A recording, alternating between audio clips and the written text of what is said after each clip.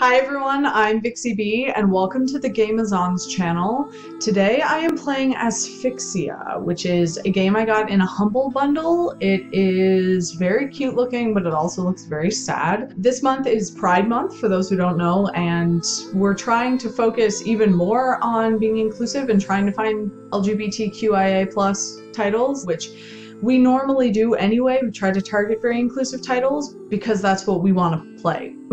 So Asphyxia is a short game from the look of what I've seen. It's about a character who her relationship with her best friend has kind of plummeted and you have a day to fix it. This game does get pretty dark. It deals with issues of suicide, it deals with issues of bullying, so just like as a warning before we get into it, there's going to be language in here that's going to deal with those things. So I want you to be prepared. Now let's go! It's a visual novel, so if you're not into visual novels, that's okay. Just kind of peace out, and we'll be back with non-visual novel type games in a little bit, maybe in the next video. But if you do like visual novels, or you do like this kind of story, let's go right ahead. That was a very dramatic sound effect. Alexandra. Ah, how kind of you to finally grace us with your presence, Miss Coleridge. Samantha made a vague murmur of assent as she slunk onto the couch, head bowed, trying to avoid the eyes of her peers. How long had they been waiting for her anyway?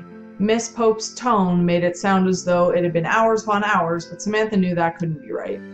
Sure, she had woken up a little late, tried 20 minutes late, but she had dressed as quickly as she could to the point where it had caused her genuine physical harm. Oh, it was all because of her socks. It was almost always because of her socks. The stupid things were a lethal hazard. Oh, hashtag my life. Whilst teetering on her left foot, trying to pull one sock up over her right knee, Samantha had slipped and lost her balance, cracking her head against the side of her bed as she fell to the floor. Goodness gracious! Stupid, stupid socks. They'd caused her injury more times than she could count. Why did she bother to get out of bed at all? Being scolded by her least favorite teacher, all while suffering from the after effects of blunt force trauma, was not the best way to start the day. It sounds awful. Also, those two humans look like they're exactly the same age. It's like just the style of the game, I know, but they're like, those two humans are the same age, I'm sorry. It was a shame. She had been looking forward to this trip for a while too, about as much as she had been able to look forward to anything these days. Miss Coleridge, what are you dawdling for? Well, you've already wasted enough time, and we're on a tight schedule. I know you young girls enjoy being the center of attention, but don't you think you've made enough of a spectacle of yourself as it is? Yes, miss. I'm sorry. And again with the apologies. You always apologize. As if it means anything when you do it so often. I'm sorry? You're just proving my point. Samantha stared resolutely at the floor. She didn't want Miss Pope to know she was blushing. She didn't want to give her the satisfaction. It was strange just how much hatred Miss Pope was capable of exuding, particularly given she was so small. How could a person so tiny, almost elfin in their appearance, possess so much contempt toward their fellow man? But maybe that was the reason why Miss Pope was so perpetually grumpy.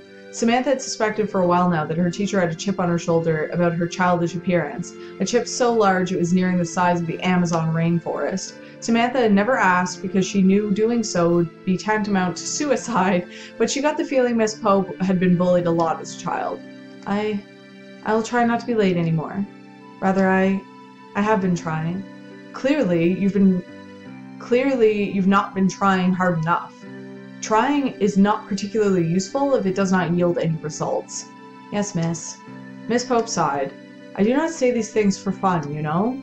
Lecturing you on the same thing day after day gets incredibly tedious. I have no desire to stand around berating a girl who has no capacity or capability of changing. Dang, this teacher! Where's this girl's parents? Somebody get this teacher, like, bye, lady. Like, calm down. Yes, miss. Now hurry up and take your seat. Yes, miss. I'm sorry. And I really do wish you would stop apologizing so much. Yes, miss. Yells at her. She apologizes. Yells at her for apologizing. Abusive. And with that, her voice barely more than a whisper, Samantha brushed past Miss Pope to search for her seat. She could feel the eyes of her classmates boring into her back as she wandered down the coach. They were all talking amongst themselves, their voices mingled together like twittering starlings. Samantha was sure they were laughing at her. They always did. Granted, she did give them a lot of material to laugh at, so she didn't exactly fault them for it, but being the constant butt of everyone's jokes did become rather tedious after a while. Although Samantha usually took other people's jibes in good faith, she wasn't really in the mood for it. Not today. Not in front of her. Lillian. Cute. The blonde girl, a few months Samantha's senior, was sitting at the front of the coach, her hair tied up as per usual. Unlike Samantha's, Lillian's uniform was never crumpled, creased, or wrinkled, and she always remembered to do up the top button of her blouse. Lillian's legs were demurely crossed, her tights devoid of holes or ladders, her hands, fingernails cut carefully, 10 perfect little crescent moons, resting on her knees. Lillian turned her head, blonde hair shifting over one shoulder, and, for a few brief moments, her eyes met Samantha's. Samantha flushed, her cheeks turning deep red, and she turned away. She hadn't been staring, had she? She hoped she hadn't been staring. When it came to Lillian, Samantha always stared. She couldn't help it. There was no denying it, even though she had often tried to. Lillian really was beautiful. Though Samantha didn't want to look at Lillian, didn't even want to acknowledge her presence, she couldn't help herself. Whenever Lillian was in Samantha's vicinity, Samantha's eyes sought her out without her brain's consent, even though the end result was inevitable, the brief moment where their gazes crossed, the blushing and stammering, the embarrassed look away. This is cute. Miss Coleridge, I will not ask you again. Would you please find your seat? Or were you hoping to keep us waiting until next Christmas? Samantha jumped. Miss Pope's voice was cold, and it made the hairs on the back of her neck stand on end. No, miss. I'm sorry. Head hanging, feet shuffling, she continued onwards, feeling much like a criminal being led to the gallows. Dang. Honestly.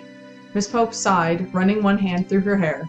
I don't even teach geography. Why I had to give up my precious weekend to supervise this trip is beyond me.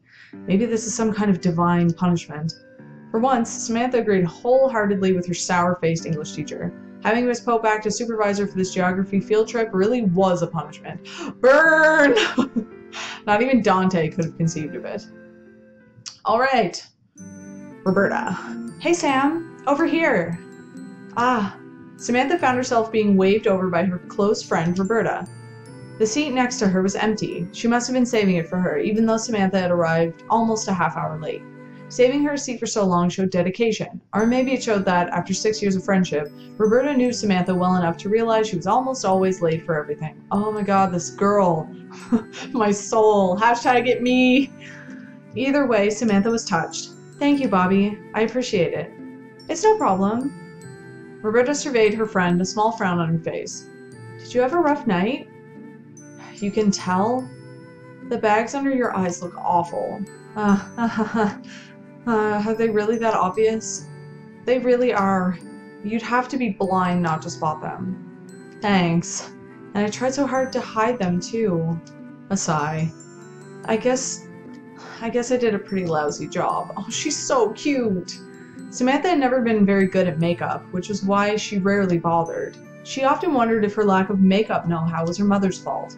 Wasn't it the job of the mother to teach their daughter all the tricks of the trade when it came to lipstick, eyeliner, and eyeshadow? No, it's not, because it's not the job of a woman to wear makeup, Samantha. I know you're a baby, but calm down. But Samantha's mother had never had the time. She was too busy. Much too busy to spend time with her daughter. Okay, that's sad, but still, I'm not taking back the thing about makeup. It's not your mom's responsibility to teach you makeup. Do you want to borrow any of my makeup? No, it's alright. I think it's too early in the morning for that. Samantha couldn't apply eyeliner worth a damn standing before a full-length mirror, so the prospect of her being able to do so successfully on a moving bus with only Roberta's handheld compact for reference was laughable. Oh well. Suit yourself. You can tell me if you change your mind, though. By the way, you cut your hair last night, didn't you? Yes, I did. Samantha fingered a lock of her newly shorn hair, twisting it about one finger. Maybe this had been a mistake. Although her hair was not short, just past her shoulders, it was still too short for comfort, and she couldn't hide behind it as successfully as she had once been able to. It left her feeling unpleasantly exposed, which only amplified the feeling of her fellow classmates' derisive stares. Samantha had never intended to cut her hair this short. She hadn't intended to cut it at all. Not until yesterday. Looking back on it, she hadn't really been in her right mind. Maybe she should have slept on it. Do you think it looks nice? It's different, I'll say that much. I take that as a no, then. It's not a no, exactly, it's just... Roberta hemmed and hawed judiciously, coiling a strand of her own hair around one finger. It looks funny. The ends are all different lengths, so it really does look bad. Well... It's alright. You don't need to try and spare my feelings. Even if you don't tell me it looks bad, I'm sure someone else will at some point. I'd rather hear it from a friend first. It wouldn't look too bad if you had the ends straightened out, I suppose. At the moment, I'm just struggling to understand why. Why what? Why you cut it yourself? There are people you can pay to do that, proper professionals, and if you really absolutely had to do it yourself, couldn't you have gone to a salon afterwards so they could trim it for you? Of course, Roberta would offer a sensible solution. Roberta always offered a sensible solution. I suppose that would make sense, yes. I didn't really think it through. You've always been impulsive, haven't you? It wasn't impulsive, not really. I was just thinking about cutting it for a while. Yesterday just seemed like the right time. It seemed like the right time, even though you knew you were going on a geography field trip today. That you were going to be sitting on a coach filled with your peers, all of whom will be judging you for hours. Roberta. Well, you know I enjoy being at the center of attention, my dear Roberta. Miss Pope said it herself. Doesn't this seem characteristic of one as vain as I? Samantha tried to rebuff Roberta's query with a dry quip, but Roberta knew Samantha too well to be taken in. Rather than smiling, as Samantha had hoped, she instead frowned, her eyebrows furrowing. I get the feeling there's something you're not telling me. Well, I don't need to tell you everything. You're not my mother. Alright, fine. I'll be quiet. You don't need to bite my head off, though. I was only offering you my opinion, which you did ask for, don't forget. Samantha let her head hang, her fringe, the only part of her hair untouched by her merciless assault last night, obscuring her eyes. I know. I'm sorry, Bobby. I didn't mean to snap at you. I'm just tired. Roberta sniffed. Sometimes I think you don't appreciate just how much I have to put up with, Sam. I know. I'm sorry. Nobody else would be foolish enough to open their door to you at 4 in the morning, you know. Especially not when you're convinced you're dying of a brain tumor because your teeth hurt. I'm aware of that, Bobby, but you're exaggerating. It only happened once. It was one time out of many. If it isn't pain in your teeth, it's pain in your head, a pain in your ear, a pain in your side, a pain in your stomach. If you actually suffered from all the afflictions you claim to have, you'd be dead by now. Maybe I would be happier that way. No. No what? Don't even think about it. Don't even talk about it. The thought makes you that unhappy? The thought makes me angry. You mean you wouldn't miss me if I died? I never said I wouldn't miss you, but I would be annoyed at you. I didn't put this much effort into being your friend all these years for you to go and kill yourself. It would be incredibly rude of you. Samantha couldn't help but smile, even though Roberta's words were not exactly complimentary. I apologize. I'll try not to be selfish in the future. Good. I've invested too much in our friendship for you to throw it all away. I'm just trying to look out for you, Sam. You need somebody to take care of you, and I don't mind helping, but I wish you would appreciate me a little more. I do appreciate you, Bobby. Are you sure? I'm sure. I swear on it. Scout's honor. Roberta shook her head, bemused. You've never been a Girl Scout. Well, most people swear on their mother's life, but I haven't seen her in so long she may as well be dead for all I care. How morbid. You shouldn't speak about your mother like that. Maybe I wouldn't if she ever bothered to speak to me at all. Well, I suppose that will do. For the moment, anyway. Dang! Dark! Right out the gate! Samantha stretched, bringing her arms up over her head. The carrier bag she held in her right hand rustled, the cans inside clinking together. She had dozed intermittently on the coach, her eyes flickering open every time the vehicle went over a bump in the road, and she now felt even sleepier than she had done before. Samantha didn't like taking naps, even though she so often felt tired these days. They never made her feel better. As such, she had vowed to herself that she was going to rectify this problem, if not for her own sake, then Roberta's. She couldn't imagine that her friend was happy about being used as a pillow. When the bus stopped at a service station, Samantha's first port of call had been a small shop within the building, namely, to the aisle that sold energy drinks. Samantha, a girl of my own heart. She had bought 4 or 5 cans of some random drink. She never had that brand before, but the can was decorated in tiger print, so it must have been effective, right? And now she was making her way back to the coach. The sky above her head was overcast, festooned with gray clouds. Though the sky seemed to promise rain, the air was cool and crisp. It was a sharp contrast to the air inside the coach, which was stuffy and oppressive, having been filtered through almost 30 mouths millions upon millions of times. The outside world felt and smelt far cleaner. It was refreshing. Samantha had no real desire to step foot back in the coach again. It felt supremely self-defeating, like bricking oneself up behind a wall. Unfortunately, she didn't have much of a choice. With a resigned sigh, Samantha stepped back onto the coach. Alright, this coach is very cute. Instantly, she was greeted by rows of red chairs lined up neatly beside one another like unusual garish graves in a graveyard. Dang, Samantha! Samantha was not fond of coaches. She found their movements lurching and unpredictable, and she hated being confined within them. Just how much further did they have to go, anyway? Samantha thought to ask the driver, but he wasn't there. In fact, after scouring the coach, Samantha soon discovered she was one of the only people there. A couple of girls were sat in the middle of the coach, both asleep, and Samantha could spy a familiar splash of bright blue hair on her left, but that was it. And speaking of bright blue hair, Samantha tensed. Just how many other people at St. Mary's had such an outlandish hair color anyway? Died, obviously. It could only be one person. Tabitha De Quincey, known to most of the girls at St. Mary's as De Quincey, was seated near the front of the coach, hunched over herself so her back made an arch. She was holding something in both her hands, and, Samantha noted, her shoulders were shaking. Upon further investigation, Samantha discovered, with no small amount of alarm, that De Quincey was crying. She could not see the girl's face, but she could hear her. Small, broken sobs emitted from her mouth, even though it seemed like she was trying as hard as possible to rein them in. Samantha's grip on her carrier bag tightened. The plastic cracked. What should she do? She still had not forgotten what had occurred between herself and De Quincey a couple of months ago, and, as close as the two girls had once been, Samantha had been trying her best to avoid De Quincey ever since that day. Should she continue to uphold her resolution even now? She was the only person right now who knew De Quincey was crying, so did that make her responsible? What if something had happened to the other girl? The sudden death of a family member, a close friend, a beloved childhood pet? Samantha dithered uncomfortably, unsure. Even though De Quincey was in tears, it had nothing to do with her. She did not owe De Quincey anything, even though she had, Samantha reflected with a twinge of guilt, borrowed all that money from her last turn. Moreover, she may have been sobbing over something private, something she did not want others to know about. Asking her about it could very well make the matter worse. De Quincey was so lost in her mourning, she had not even noticed Samantha was there. Samantha could easily have slipped past her, back into her own seat, without ever knowing Samantha had seen her. It was perfect. It was perfect, so why weren't her feet moving? Okay, would her conscience let her ignore a girl who'd once been her friend? I want to approach her. De Quincey?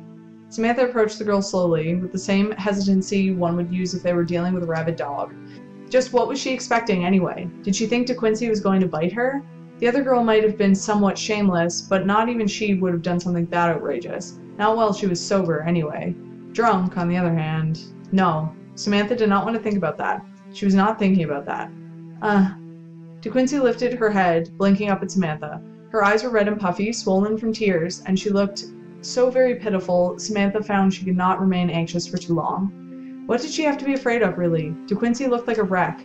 She looked even more miserable than Samantha had felt these last 3 months, which was quite an achievement.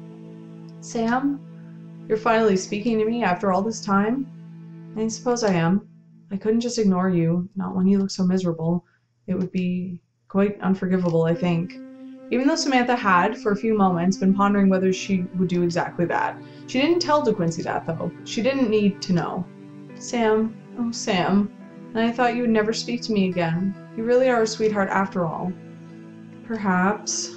I find it hard to keep grudges. They all seem so pointless. They just make people unhappy. That's true. I've been feeling quite bad over what I did. I know I shouldn't have done it. I'm just impulsive, I suppose.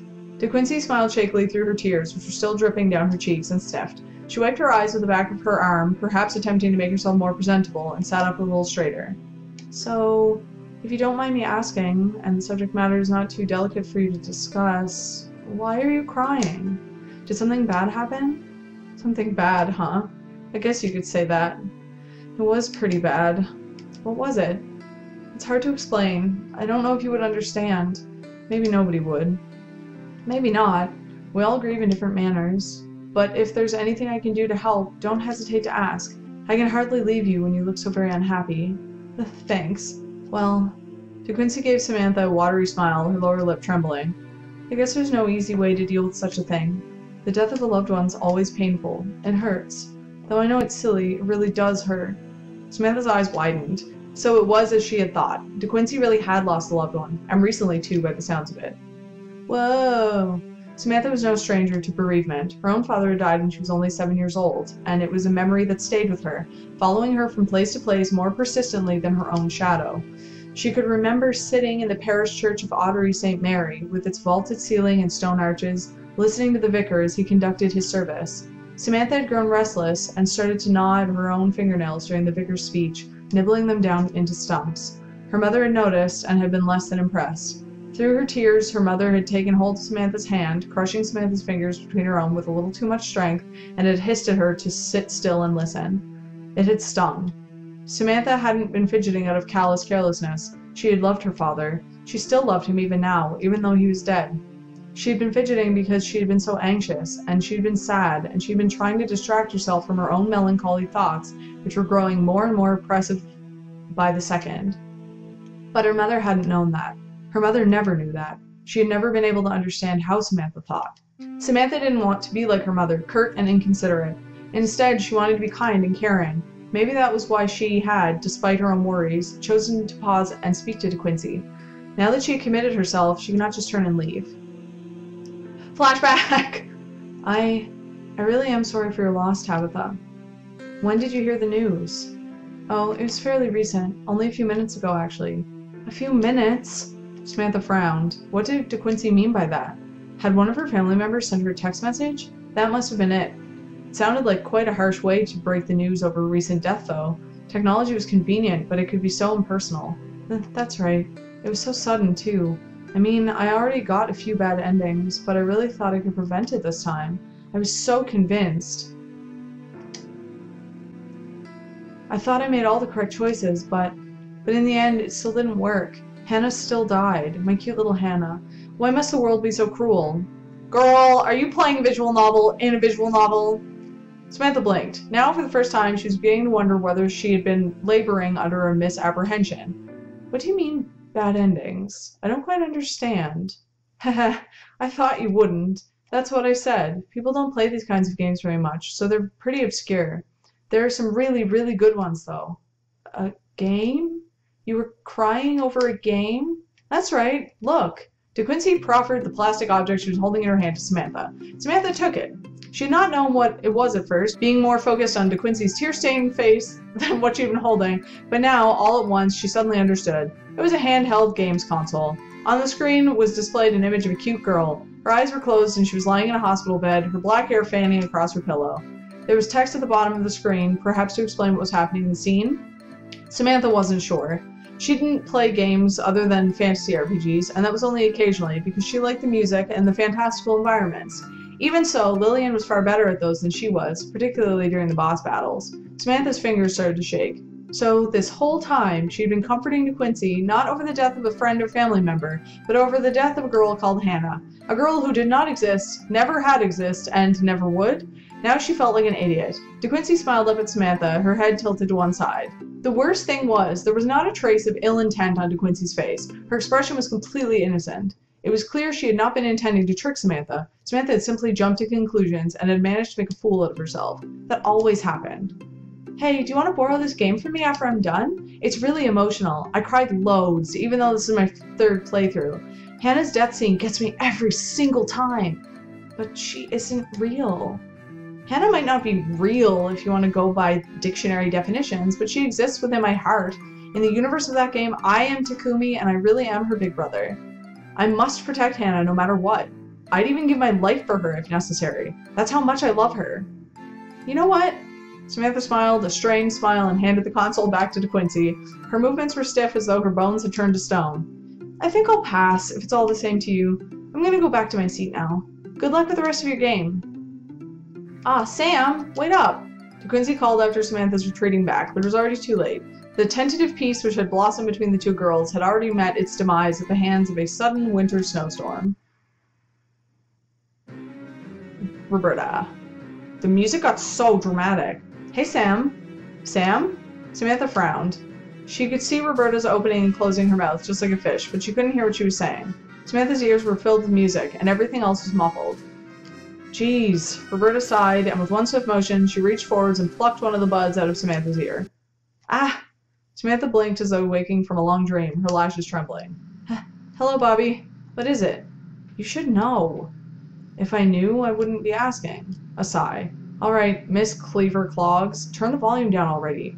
I don't want to spend the whole journey with your weird Germanic chanting playing in the background. Oh, I'm sorry. Samantha fished her music player out of her pocket and clicked a few buttons. She always listened to music at full volume. It was a bad habit, like biting her fingernails and cracking her wrists, one that she had never been able to shake no matter how often Roberta scolded her. Some people listen to music to help them concentrate on boring tasks, but Samantha did precisely the opposite. She listened to music, loud and oppressive, to stop concentrating so she could disengage from all her worries. And Samantha had a lot of worries. Honestly, you'll go deaf one of these days and you'll only have yourself to blame. Yes, Roberta. Can you even understand half of the music you listen to anyway? Samantha smiled sheepishly, pressing her two index fingers together as she pondered her reply. I know a few words here and there. My German isn't that bad. However, it wasn't at the level where she would have been able to go to Germany and ask for directions or order food. The few phrases Samantha had picked up after listening to all that German folk metal weren't particularly useful. Mostly they were overwrought expressions of deep Germanic angst. But then again, that suited Samantha perfectly. I don't really get it. Why is it always German? It's the only music you'll ever listen to. I'm not entirely sure. I just think it sounds passionate. You would think that. You can't understand what they're saying, after all. I suppose so. Maybe I'm just imposing my own meaning onto the lyrics. But is that such a bad thing? People do that all the time. Isn't the simple act of having a conversation all about deriving your own interpretations from other people's words? That's pretty deep for 9:30 in the morning, isn't it? I apologize. Maybe I woke myself up a little too efficiently.